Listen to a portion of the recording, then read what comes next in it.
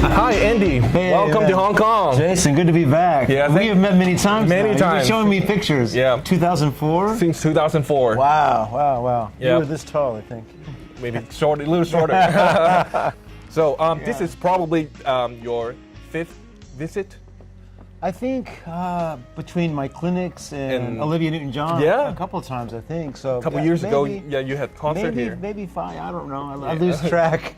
But I'm always happy to be back. Yeah, welcome. All my friends at Tom Lee and yeah. So other than the tours, you have been doing a lot of guitar instructional videos, like guitar experience, and you are also releasing something new on True Fire. Yeah, I have two series that I just recorded for them a couple of months ago. The one that's being released soon is called Melodic Muse, and so this was an interesting. You know, they're always giving me opportunity to whatever you want to. If you want to develop a course, you know, let us know. And I don't think there's been many on just playing melodically. So it was interesting for me to try to come up with some concepts to really communicate how I feel about melody and how I think that gets formed in some of the players and writers that we love so much. So it was a lot of fun to put that together. And I think I really hit upon some good ideas to help people maybe develop their own melodic instinct. You know? To me, you are the melody god. Oh no! Seriously, well, seriously. Oh, I appreciate that, but you know, I never feel that way. Thank you. But yeah, there's always so much room to grow for all of us, and so the more that I've gotten into teaching, the more that I'm teaching myself. You know what I mean? Yeah. It's like I'm always approaching the guitar as a beginner, meaning that no matter what level we get to, there's always so much farther to go. Yeah, that's true. And so even when I'm like for the guitarexperience.net site, where I'm taking each of my songs, you know, one song per month, and kind of breaking it down, and as I'm teaching it, you know, some of these things I'm kind of explaining for the first time, and in doing so going, I wish I would develop that more, or whatever the little idea might be. So all these little nuggets of ideas that I may have only touched on once ever in my career, it's like, oh man, if I study that more, and as I'm explaining it to the other players, you know, I'm teaching myself, like, oh, maybe spend more time with that.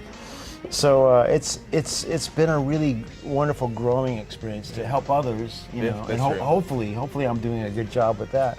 But in doing so, I'm helping myself. It's, you know, it's selfish in that way, you know, so I can keep growing. So and you have been with Ibanez like forever. I think it's been. I thought about it because with each song that I do for the guitarexperience.net site, I try if I'm explaining an older song, like Electric Gypsy was recorded with this guitar, so I'd want to use this guitar. I just did a lesson on Carpe Diem. The black one with purple pickups. Yeah, I saw that. And on the back of the headstock, you know, all the custom shops were dated. This is February 14th, 1994. But that black guitar with the purple pickups is June of 1991. So was it the first? That was the first custom. Now I had a few Ibanez's before that. When I first started working with them, they asked me, "Well, what's your ultimate guitar? We want to build it for you." One was 6 strings. You know, I didn't have any specific ideas, so they started kind of sending me like USA customs, and I just wasn't quite loving it. And then I had this old Kramer that had this styled neck on it. And so that's what led to this guitar. All right, so let's talk about gear. Yeah. And you have the reissue of the BB preamp. Yes. What is the difference? Yeah, okay, so I first started with Exotic many years ago with the BB preamp. And that was being used for like a neck pickup mid-gain, like I might use on Electric Gypsy, or I would boost the lead channel of the Lone Star for my lead tone. And that's what I love best about the BB preamp. Whereas the AT pedal is a pedal I can use in front of a clean channel and get my entire gain sound. So that's like a lead channel in a box. All right. So I can plug that in front of almost any amp and dial it in and have my lead tone. So I'm continually going back and forth between the two depending on the type of gain that I'm looking for.